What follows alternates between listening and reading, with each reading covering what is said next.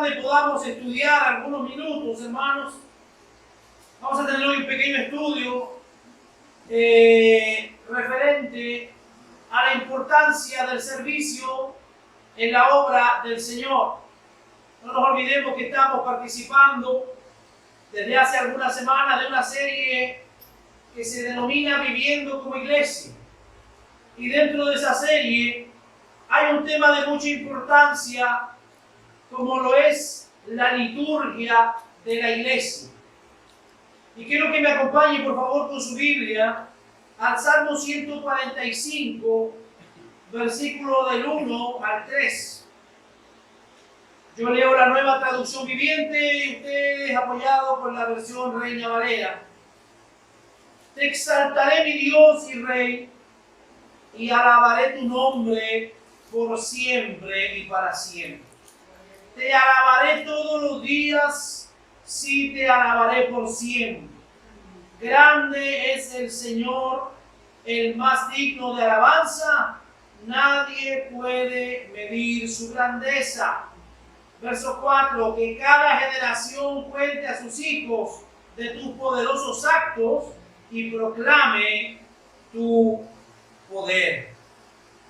Hermanos, si hay algo que a nosotros nos congrega y nos reúne cada vez que tenemos servicio en este lugar, es el poder venir a rendirle culto y es el poder venir a rendirle adoración al único que se merece la adoración, al único que se merece recibir toda gloria y toda honra. No hay y no debe haber un motivo diferente por el cual nosotros nos congregamos. Todas las demás cosas son secundarias, pero hermano, lo primordial en nuestro servicio es poder rendirle alabanza y poder rendirle adoración a Dios. Ahora, por los años, hermanos, desde los comienzos de la iglesia, siempre los servicios de adoración a Dios han tenido un orden y han sido de alguna manera dirigidos, aun cuando lo hacen los hombres, ¿verdad? Absolutamente creemos que lo que hacemos lo hacemos en presencia de Dios y lo hacemos delante de Dios. Ya que la Biblia dice que de Jehová es la tierra y su plenitud, el mundo y los que en él habitan. Y también la palabra del Señor nos enseña que Jehová lo llena absolutamente todo. Así que partimos de la premisa que cada vez que usted viene a la iglesia debe sentirse que está delante de Dios y que está en presencia de Dios. Por eso es que debemos ser muy reverentes. Por eso es que debemos ser muy respetuosos cuando estamos, hermanos, en la casa del Señor.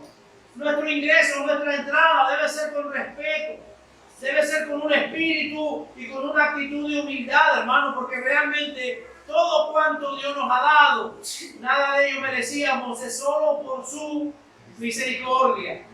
Cuando hablamos, hermanos, de la liturgia de la iglesia, estamos hablando de un vocablo que significa servicio público. La liturgia es el orden y la forma con que se realizan las ceremonias o los servicios religiosos.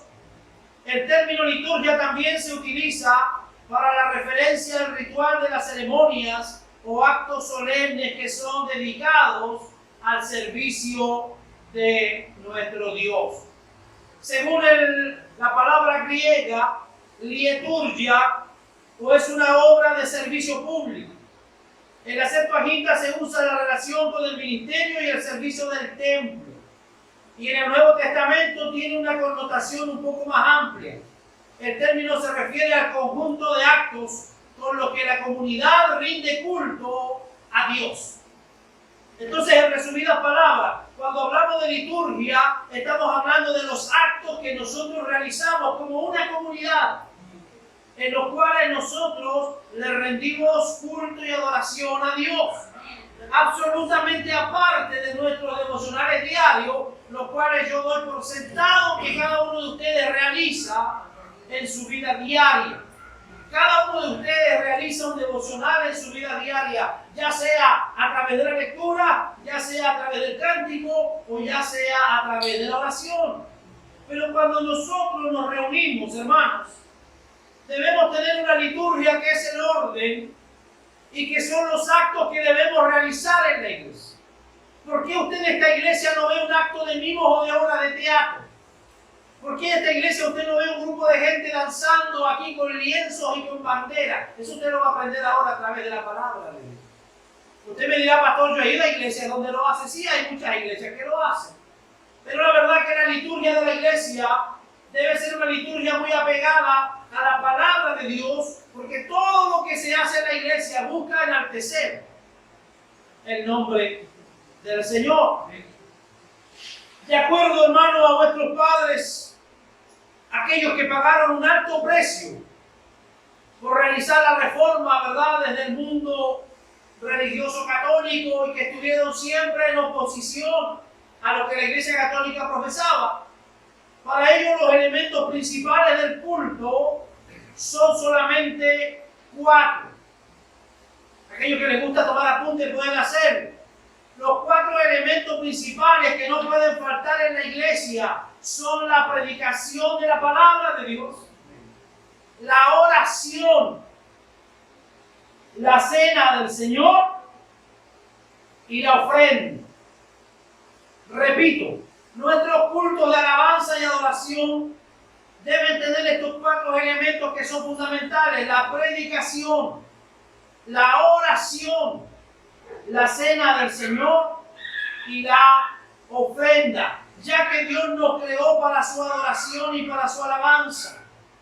Pero muchas veces el pecado dirige errantemente, hermanos, la adoración en la iglesia. La adoración es como un diálogo en el cual nosotros nos comunicamos con Dios. Ese Dios que para muchos pareciera ser un Dios entronizado, pareciera ser un Dios que está tan lejano. Más la palabra nos enseña que Dios no está lejos de ninguno de nosotros, sino que Él está más cerca de usted de lo que usted mismo muchas veces puede siquiera imaginarse. Dios nos creó para su adoración. La adoración es una actividad de los que se reúnen y se congregan para poder adorar juntos el nombre del Señor. Desde el tercer siglo, hermano, hasta los años 1500, el culto llegó a ser algo incomprensible. Por 1000 años el adorador asistió a un culto latino con poca comprensión. Para aquellos que no conocen un poco de historia, los cultos al comienzo de la iglesia no eran como usted los celebra hoy día. Los cultos al principio de la iglesia eran muy diferentes. Era donde había una membresía que participaba, hermano, solo como espectador. ¿Cómo participaba? Solo como espectador. El sacerdote que estaba llevando el servicio, la liturgia, él realizaba absolutamente todo el servicio y la gente solo era un mero espectador dentro del culto y dentro de la reunión. En esencia, la Iglesia Católica Romana le había quitado al miembro el derecho de ser parte del pueblo de Dios que adore. Los adoradores medievales eran observadores de una adoración del clero en vez de ser participantes de una adoración corporal de alabanza y de oración. Lo que nosotros conocemos como aquella comulgación y aquellos que han leído un poquito de historia, aquellos que hacían en latín. Usted ha visto películas, ha visto archivos donde el sacerdote se giraba, le daba la espalda a la iglesia y comenzaba a cantar y a leer las escrituras en latín. Todavía se ve hoy día en algunas iglesias ortodoxas, hermanos, que todavía se hace la lectura en latín. Entonces, para nuestros hermanos, al principio del comienzo de la iglesia, ellos solamente eran espectadores, hermano, de todo lo que el sacerdote, la persona que estaba ministrando, realizaba. Pero el cambio más importante de los reformadores fue la participación de los miembros en una lengua inteligible. Pero la participación de los miembros trajo la necesidad de la educación y la preparación de los mismos. La Iglesia Católica se había alejado mucho de sus principios y en el tercer siglo había iglesias que tenían el requisito de 3 años de catecismo antes del bautismo. Nuestros fundadores, hermanos de la Reforma, como fue Lutero y Calvino, y otros reformadores escribieron algunos catecismos para eliminar la ignorancia doctrinal que afligía a los miembros igual que a los líderes, porque solamente tenían acceso al conocimiento de la palabra de Dios los religiosos y los que estaban de acuerdo a la iglesia que en ese tiempo existía. Así que ellos tuvieron que realizar y luchar fuertemente a través de la Reforma. ¿Para qué? Para que los hermanos no vinieran a sentarse solo a la iglesia, sino que también fueran parte tanto de la adoración como también del trabajo, que tiene que ver con la liturgia, del trabajo y el servicio en adoración a nuestro Dios. Juan Calvino dijo que habían 4 elementos que tenían que ser y desarrollarse en el culto: la predicación, la oración, la administración de la cena y la ofrenda. Tal vez alguno de ustedes ha tenido la oportunidad de viajar y alguna vez ha visitado una iglesia donde usted ve que no se le da mayor importancia a la exposición de la palabra de Dios, donde se abre la Biblia y responsablemente donde cae el dedo, ahí se predica y se habla, o simplemente donde un hermano dice: hermano, ¿cuál texto usted quiere que esta noche prediquemos? Y el hermano dice el texto y de eso se habla. Hay lugares, hermano, donde hay tanta liviandad en el púlpito y lamentablemente hay mucha gente sentada en las bancas y en las sillas de esas iglesias, cuando la exposición de la palabra del Señor tiene una importancia tremenda en el desarrollo y en el crecimiento de la iglesia. No en vano Martín Lutero dijo que el púlpito, hermano, era el lugar más importante, porque es allí donde debe ser honrada la palabra de Dios. Entonces nosotros entendemos, hermano, que a través de la Reforma, lo que no parecía de tanta importancia, porque si alguno de ustedes tiene la oportunidad de visitar una catedral o visitar una iglesia católica, usted va a ver que la nave del templo va a haber un gran altar al medio y va a haber un púlpito relegado a la esquina. Teológicamente eso tiene un significado. Significa que la Eucaristía y significa que la misa tiene más importancia que la exposición de la palabra del Señor.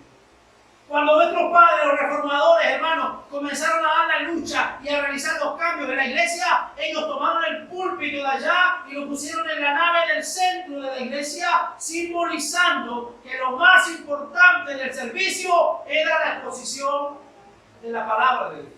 No, hermano, David decía: lámpara es a mis pies tu palabra y lumbrera a mi camino. No fue una sorpresa que la predicación llegara a ser prominente. Durante los tiempos medievales la predicación había cesado casi completamente porque los sacerdotes no tenían la capacidad de predicar. Ellos eran iletrados teológicamente. Pasaron meses y aún años en los cuales las iglesias pequeñas no recibieron la predicación. Con la traducción de la Biblia en la lengua del pueblo y con las numerosas copias hechas por algunos que imprimían, la gente tenía otra vez acceso a la escritura. Las iglesias de los reformadores estaban llenas de gente lista para escuchar la palabra, porque estuvo perdida por muchos años. El hambre de escuchar la palabra de Dios era tan grande y la siguiente predicación era algo tremendo. La mayoría de las comunidades reformadas tenían 2 o 3 predicaciones los domingos. ¿Ha oído usted hablar de los grandes avivamientos que trajeron los reformadores en sus inicios? ¿Ha oído usted hablar cómo Escocia se incendió, cómo Ginebra y cómo muchos lugares se incendiaron espiritualmente? ¿Por qué? Porque hubo una exposición de la palabra del Señor. Hermanos, si algo trae cambio a la vida de la iglesia, es el poder de la palabra. Si algo trae cambio a la vida del cristiano, es el poder de la palabra del Señor. Se predicaban los domingos 3 predicaciones y durante la semana predicaban 2 o 3 horas. ¿Cuántas horas predicaban? ¿Cuántas horas predicaban? Nosotros minutos y estamos incómodos y queremos un avivamiento. ¿Se da cuenta? Yo he estado predicando en iglesias, hermano, donde se cantan 2 o 3 horas, pero a la hora del sermón a usted le dan 40 minutos relojeados. Pero las iglesias esperan y quieren avivamiento, hermano. El único poder que trae avivamiento a la vida del cristiano es el poder de la palabra del Señor. Porque lo demás, todo, hermano, pasa. Las emociones pasan. Aquí le podemos cantar a usted la niña de sus ojos y lo podemos hacer llorar. Pero usted sale de aquí y sigue siendo el mismo pecado. Pero si la palabra del Señor, hermano, es puesta en los altares, en los púlpitos, va a haber gente que va a ser transformada por ella. ¿Cuánto tiempo se predicaba? 2 a 3 horas predicaban nuestros padres reformadores. Y ellos no estaban sentados en sillas cómodas como está usted esta noche. A veces la comodidad no es muy buena. ¿Por qué usted cabecea la iglesia? Porque le pusimos una silla cómoda. Si nos sentáramos usted en un balde de 20 litros, ninguno cabecearía. Pero como son tan cómodas las sillas de la iglesia, entonces da para cabecear. Nuestros hermanos no tenían sillas tan cómodas. Tenían hambre de escuchar la palabra que le permitía a los feligreses aguantar ese tiempo. En Ginebra, dice la historia, donde Calvino se estableció, habían 3 puntos de predicación en una ciudad de 12,000 personas. La palabra de Dios era predicada 15 veces a la semana. ¿Cuánto se predicaba? 15 veces a la semana. Gloria al Señor. Tanto para Calvino como para Lutero, la predicación era la parte central de los cultos. Lutero hacía y decía: la misericordia de Dios se manifestaba en estas señales. De alguna manera, enseñando que la exposición de la palabra de Dios es lo que va a traer beneficio a la vida del creyente. Porque dice la palabra del libro de Hebreos que es como la espada cortante de doble filo que penetra hasta partir el alma, atraviesa los tuétanos, todo lo que usted puede imaginarse, lo hace la palabra del Señor. Segundo, había algo importante para ellos y era la oración. La oración. La oración hoy día como que no vende en la iglesia. Usted llama a la gente a una convivencia y todos llegan. Usted llama a la gente a un concierto y todos llegan. Pero usted llama a la gente a la oración y pareciera como que no es de mucha importancia. Pero para Calvino y los reformadores la oración era importante en el desarrollo del servicio. La oración muy de la mano con la música. La música iba a pasar por cambios drásticos también. La música de la iglesia era cantada con los cantos llanos en lengua latina al principio de la iglesia católica. Aún varios sacerdotes estaban frustrados con los cantos llenos por la difícil de su entendimiento, parte que tomaban en el culto. Pero Calvino veía la música del culto como un don de Dios para recrear al hombre. La música, dijo Calvino, es el culto. En el culto tiene la fuerza y la energía para mover y encender los corazones del hombre, para invocar y adorar a Dios con un celo ardiente. Hermanos, para nosotros debe ser tan importante y debe ser tan maravilloso el poder congregarnos junto a nuestros hermanos para poder oír la palabra y para poder juntos cantar y para poder juntos orar. ¿Por qué? Porque lo estamos haciendo al Dios creador de todas las cosas. Entonces, es un poco incomprensible cuando en nuestras letras y cuando en nuestras canciones estamos cantando y diciendo algo que nuestras actitudes no lo están acompañando. A veces cantamos en la iglesia: cuán grande es Dios, y lo hacemos mano al bolsillo y masticando chile. ¿Será congruente una adoración así? ¿Será congruente que mientras nosotros estamos cantando y estamos orando, haya gente que esté revisando el celular? ¿Qué le dice eso a usted? Que hay una falta de respeto tremenda, que hay una falta de compromiso en lo que se está haciendo, que no se ha logrado entender a quién le estamos cantando y a quién le estamos orando. Los reformadores pusieron los salmos en la melodía métrica. Hasta el día de hoy hay iglesias reformadas donde solamente se cantan los salmos. Muchas de las iglesias presbiterianas hasta el día de hoy practican la salmodia, que se les llama, que le dan, hermano, ritmo y cantan los salmos. Nosotros debiéramos de la misma manera aprender, hermano, de ellos. Y tratar de que cada cántico que entonamos, el único digno de recibir ese canto es Dios. Y la letra de esas canciones debemos examinarlas, hacia quién están dirigidas. Debe tener contexto y debe tener, hermano, base y centralidad en la palabra del Señor. La palabra del Señor debe ser el centro de nuestras canciones para poder honrarlo de manera, hermano, bíblica, para poder honrar al Señor como Él se merece. Déjeme decirle algo. Usted va a encontrar iglesia, hermano, donde va a encontrar reggaetón. Usted va a encontrar iglesia donde va a encontrar canciones en ritmo de cumbia. Usted va a iglesia donde va a tener ritmo mexicano, ranchero. Va a tener distintos tipos, hermanos. Pero déjeme decirle algo. La música en la iglesia debe ser una música sacra. Debe ser una música que lo invite a usted a ponerse de rodillas y no a mover el cuerpo como antes lo hacía. ¿Sabía que no me iba a decir amén?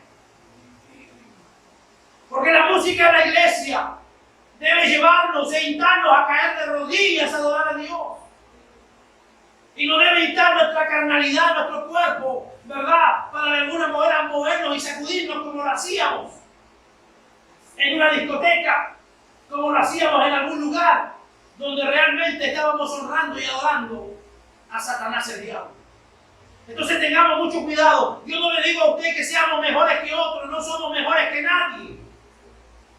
Pero sí tenemos que cuidarnos y tenemos que aprender, hermano, que de alguna manera nuestros servicios son servicios espirituales y que lo que realizamos lo hacemos no para la carnalidad nuestra.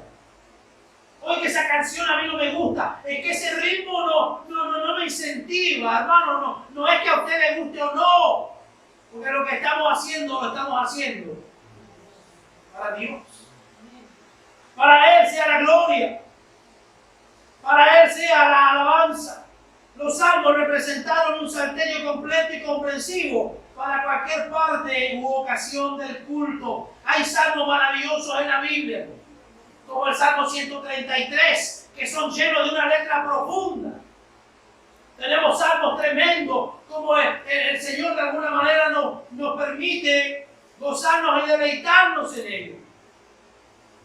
Además, las iglesias compartieron los siguientes puntos de vista con los hebreos del Antiguo Testamento: la mano de Dios en todos los eventos de la historia, el pueblo de Dios como una nación santa y la naturaleza como una manifestación de los propósitos de Dios. Cuando podemos cantar, hermano, y oír en la iglesia esa hermosa alabanza: Señor mi Dios. Usted puede ir a la historia y puede descubrir y conocer bajo qué circunstancias fue escrita esa alabanza. Y el día que usted lo lea y sepa cuál es la historia, cada vez que usted lo cante en la iglesia va a reflexionar. Y que no es simplemente mi corazón en toda la canción, no es así nomás. Sino que cuando usted entienda el trasfondo de esa alabanza, usted va a cantar con ánimo, va a decir: ¡cuán grande es Él! Pero si usted no ha tenido la experiencia de la transformación que Dios ha hecho, usted no va a sentir ese tipo de alabanza. Los Salmos era el libro de la Biblia más conocido entre los miembros de la Iglesia Reformada. Calvino predicaba todos los domingos exclusivamente del libro de los Salmos. Ellos cantaron los salmos aun cuando iban hacia el lugar donde iban a ser quemados por su fe. Las autoridades en Francia les ponían mordaza en la boca, pero se quemaba la mordaza y los cánticos salían de nuevo del humo. Los obispos ordenaron sacarle la lengua a los hugonotes antes de quemarlo. Y era un grupo de hermanos nuestros que vivieron en Francia. Era tanta su devoción, era tanta su gratitud a Dios, que aun cuando ellos fueron condenados y eran llevados a la hoguera, aún ahí ellos iban cantando salmos y recitando la palabra de Dios. Le amarraban, hermano, su boca, los amordazaban, y cuando el fuego ya quemaba aquella mordaza, ellos seguían cantando al Señor.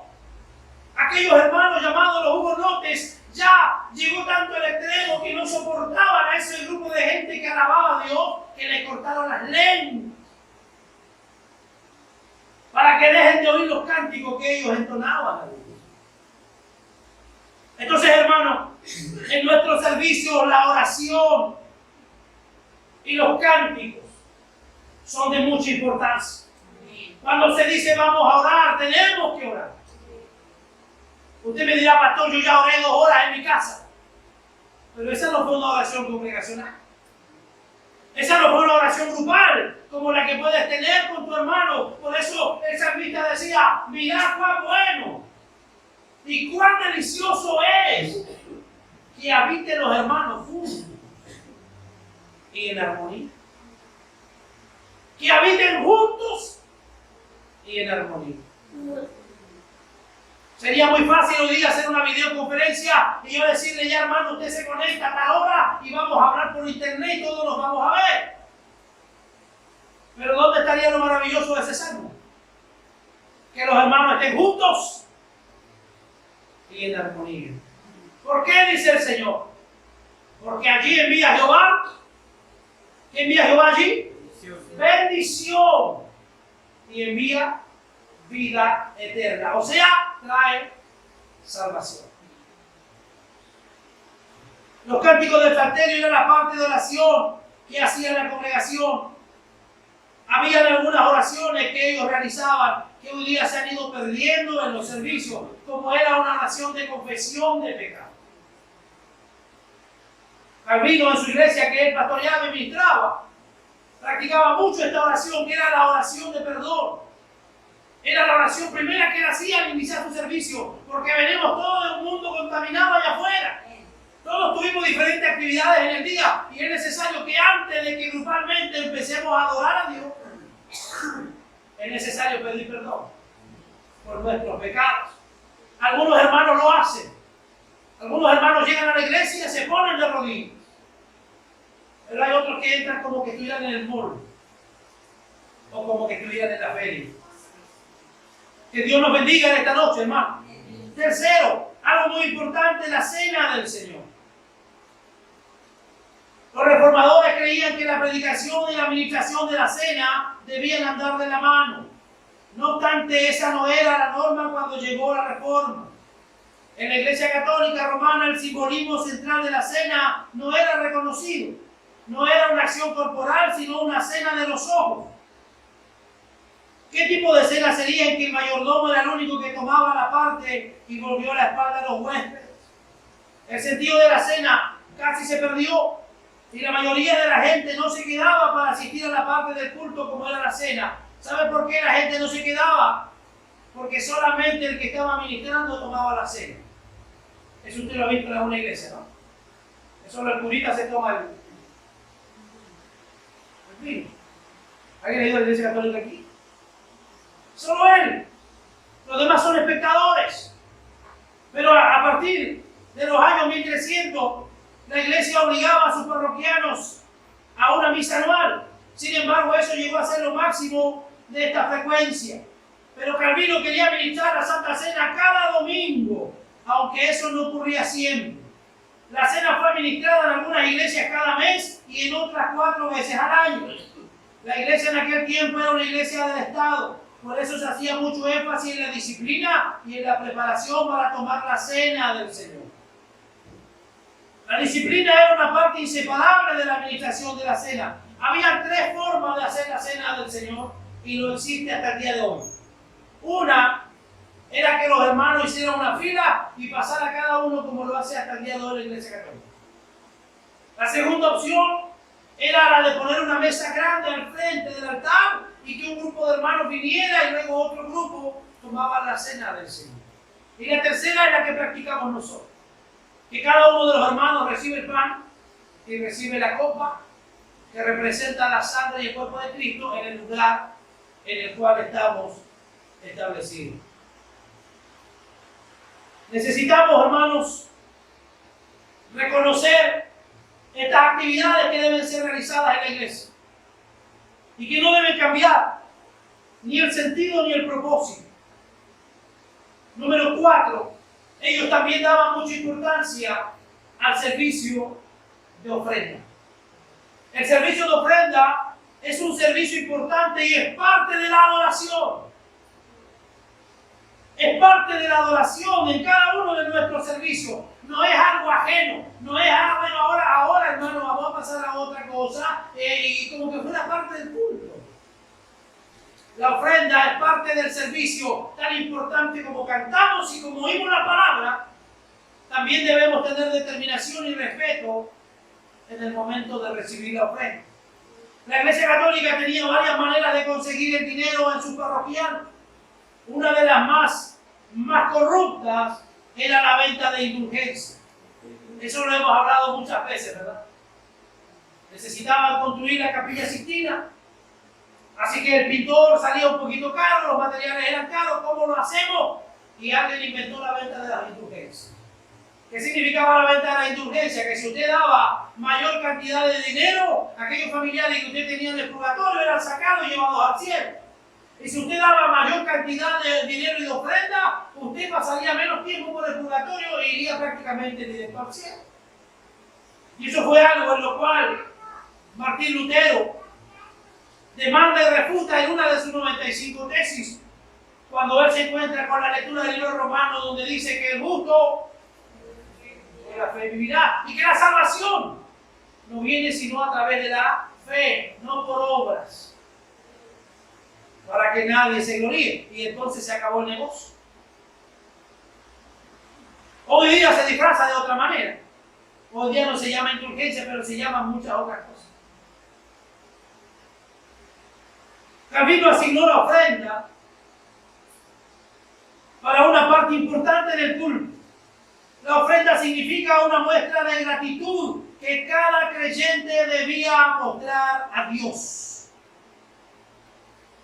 No basta solo con decir, oh Dios, tú sabes cuán agradecido estoy. No basta con decir, pastor, yo soy un hombre muy agradecido. Sino que a la hora de ofrendar, en ese es el momento preciso para demostrar cuán agradecido estamos. Sabía que no voy a decir amén, no sabía. A la hora de la ofrenda es el momento preciso para demostrar mi gratitud hacia nuestro Señor. La ofrenda significa una muestra de gratitud que cada creyente debe mostrar a Dios. También era para mostrar la gracia de Dios a los que tenían necesidad. El encuentro con Cristo en la mesa de la cena continuaría en el mundo con la ayuda al prójimo. Con la ayuda al prójimo. Lo que hablábamos un poquito anoche en nuestra reunión.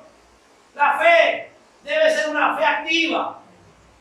Porque la fe sin obra es muerta. Tanto como creemos, también nosotros debemos estar dispuestos a poder dar y a poder bendecir la vida de nuestros hermanos. ¿Por qué esto es tan importante? Porque Dios nos creó, hermanos, para su adoración. Los seres humanos fueron creados como adoradores. Es obvio que todos no asisten a una iglesia cada domingo. Sin embargo, fuimos creados con la capacidad y la tendencia a reconocer un ser más grande que nosotros. Y para dar gracia y adoración, reconocemos el valor de ese ser y la necesidad de depender de él. Yo no sé cuántos de ustedes sienten, hermano, esa necesidad. Pero ahora que el país ha estado un poco convulsionado, cuando no nos hemos podido congregar, ¿cómo se siente usted? siente una necesidad. Si usted no siente una necesidad, déjeme decir que se enfrió hace rato. Acérquese un poquito al fuego a ver si se logra encender o calentar un poco. Pero no se concibe a un cristiano que se llame cristiano, que no sienta la necesidad de ver a sus hermanos y que no sienta la necesidad de estar codo a codo cantando y alabando a Dios junto a su hermano. Como cristianos creemos en un Dios trino y uno que es solo digno de vuestra adoración. Pero muchas veces el pecado nos ha disminuido nuestro deseo de adorar. Hace algunas semanas atrás, hermano Ángelo hablaba de uno de los factores, hermanos, que impide la bendición y que muchas veces nos enfría y que nuestra comunicación y relación con Dios es estorbada, es el pecado. El pecado ha disminuido nuestro deseo de adorar y nuestro sentido de ser dependientes de Dios. El problema es que nosotros nos rendimos ante otras cosas, ante otros dioses para llenar el vacío. Cuando adoramos a la criatura o a la creación, en vez de adorar al Creador. Si hay algo que merece ser adorado, es el Creador. Es el Creador. Las iglesias son el lugar físico donde nos reunimos. Las iglesias son el lugar físico donde nos congregamos. Pero hay mucha gente que le da más importancia a eso que al que realmente debe ser adorado, que es el Creador. El contexto del culto es un diálogo entre Dios y su pueblo. Hay un intercambio de palabras expresadas en la lectura, en la predicación, en los cantos y en otras partes de la liturgia. El culto es implantado en el pacto de Dios producido con una comunicación rica de relaciones y compromiso. Usted llega a la iglesia, usted canta, usted ora, usted le entrega a Dios. Pero también hay un acto de Dios en el cual Él nos habla y se dirige a nosotros, y eso es a través de la exhortación de la palabra del Señor. Aquellos que se reúnen, la Biblia nos enseña que siempre era Dios el que iniciaba una relación entre Él y su pueblo. Dios ha hecho todo lo que es necesario para obtener la salvación y la paz. San Juan 6:44. El Señor dijo: ninguno puede venir a mí si el Padre que me envió no lo trajere. Por la acción de Dios, su pueblo se reúne para dar gracias y para alabar. Pero no podemos negar la acción de los adoradores en el culto. Sería una equivocación grande de decir que vamos a la iglesia solamente para recibir. Al contrario, el culto se llama culto debido a la actividad de los participantes de rendir adoración o alabanza a Dios. Se le llama servicio no porque recibimos un servicio, sino que nosotros venimos a ofrecer nuestro servicio. ¿Cuántos vienen con esa actitud a la iglesia? No para que me hagan un servicio, ojo, sino que yo vengo para yo rendirle un servicio a Dios. Los músicos que vienen a la iglesia no tienen un contrato con la iglesia. No les pagamos un salario por lo que ellos hacen. Lo que ellos hacen lo hacen como un servicio para Dios. Los predicadores no tienen un contrato con la iglesia. Lo que ellos hacen lo hacen como un servicio a Dios. El hermano o la hermana que lo recibe usted en la puerta lo hace como un servicio a Dios. Y todo lo que aquí hacemos lo hacemos como un servicio a Dios. Alguien dirá: bueno, pastor, y Dios está en el cielo y yo estoy aquí. Pero si tú puedes voltear a tu lado, Dios está en el que está a tu lado. Y si no puedes ir al cielo a servirlo, sirve al que está al lado tuyo. ¿Cuántos dicen amén? Dile al que está a tu lado: estoy para tu servicio.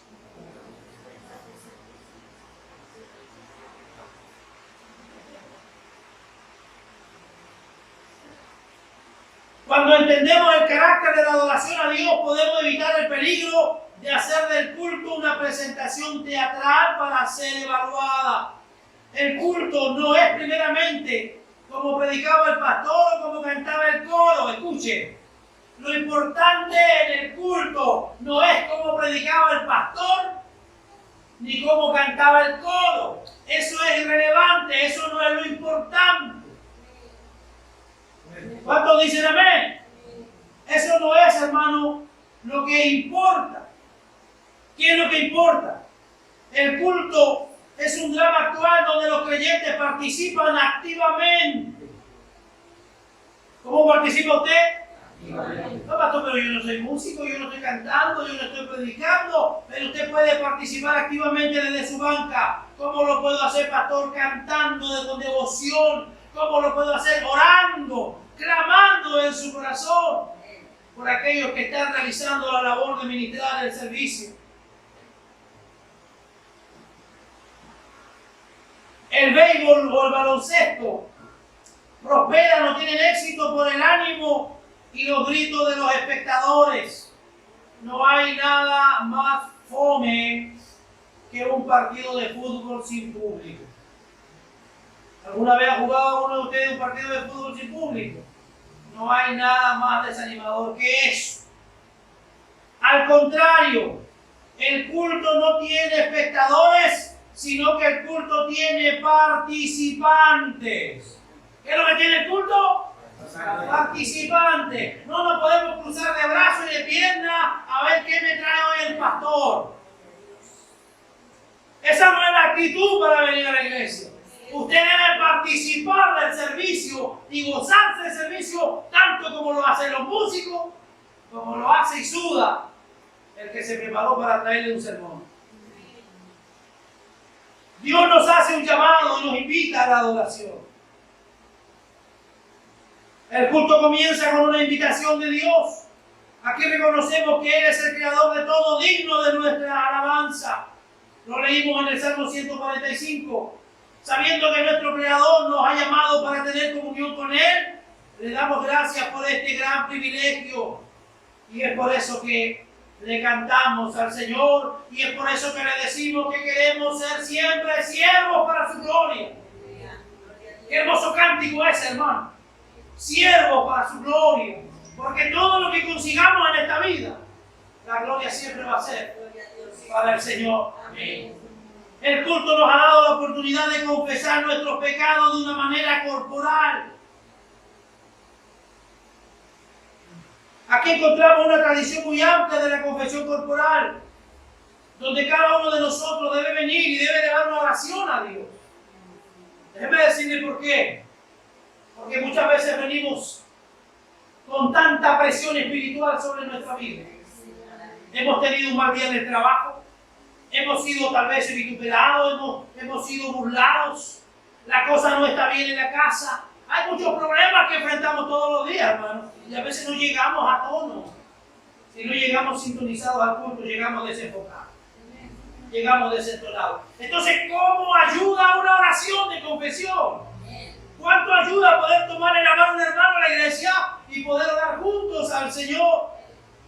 Hay muchas maneras de expresar esta parte del culto, usando los pasajes bíblicos, los cantos. No me diga que los cantos que adoramos y cantamos al Señor no son maravillosos. Maravillosos. Qué bello es poder cantar cuán grande es Dios. Y no solo cantarlo, hermano, sino que sentirlo. Sentirlo, hermano, de todo nuestro corazón. A través de la oración. A través de la oración congregacional. Son maneras de expresar humildemente nuestro agradecimiento al Señor. Nos reunimos llevando nuestro regalo de adoración a Dios. Has confesado tus pecados, damos gracias a la salvación. Pero cuando llega el momento de oír la palabra, llegamos a la parte central del culto. En la tradición reformada, la predicación muestra un carácter sacramental. La predicación, igual que los sacramentos, es un medio poderoso por el cual Dios realiza su gracia en nuestros corazones. Y esto es algo que es a través de la fe.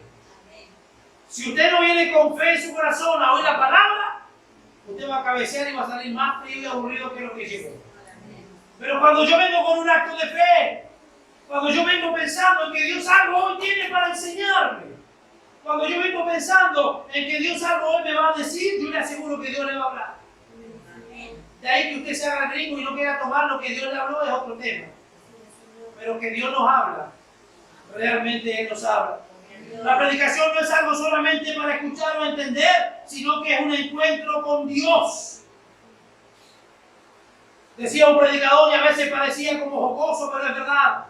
El que quiera oír la voz audible de Dios, él decía, lea su Biblia en voz alta. Amén.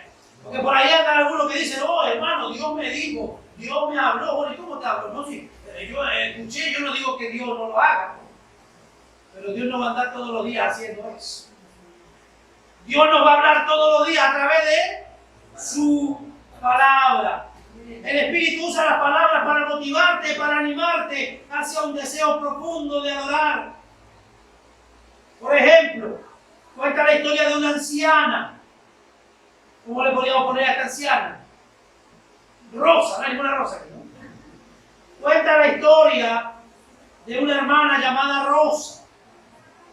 Y cada domingo Rosa le decía al pastor, muchísimas gracias por la enseñanza de hoy. O le decía, muchísimas gracias por el mensaje de hoy. Por años el pastor deseaba saber por qué algunos domingos la anciana le decía, gracias por la predicación, y otra le decía, gracias por la enseñanza. Mientras otro domingo, como un mensaje, finalmente el pastor le preguntó a ella sobre esto, y ella le respondió, pastor, cuando tú enseñas, yo aprendo algo, pero cuando tú predicas, yo escucho a Dios. Como sea que el pastor enseñe o predique, Rosa era edificada. Porque aprendía o porque oía la voz de Dios. ¿Cómo cambiarían nuestras iglesias si la gente tuviera esa actitud? ¿Cómo cambiaría la realidad de nuestra iglesia si nosotros tuviéramos esa actitud? De saber que cuando alguien viene al altar, se ha preparado, ha estudiado, trae una enseñanza o trae un sermón, es Dios el que quiere hablarme o es Dios el que quiere enseñarme. La predicación puede ser evangelística, pastoral o didáctica. Cualquier propósito que se busque siempre deberá mantener la integridad de la palabra de Dios.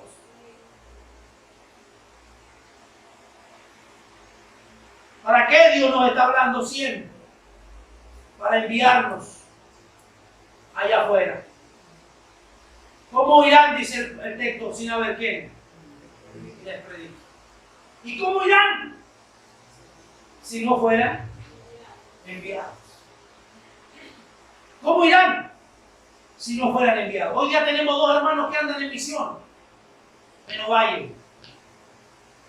Necesitamos estar orando por ellos. Porque dice Santiago 2:17 que la fe, así también la fe si no tiene obra es muerta en sí misma.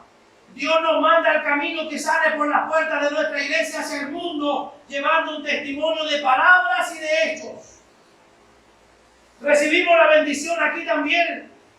Recibimos la enseñanza de la palabra del Señor. Y es llevada y debe ser llevada con poder. Porque esa palabra es la que puede cambiar la vida de más de alguien allá afuera.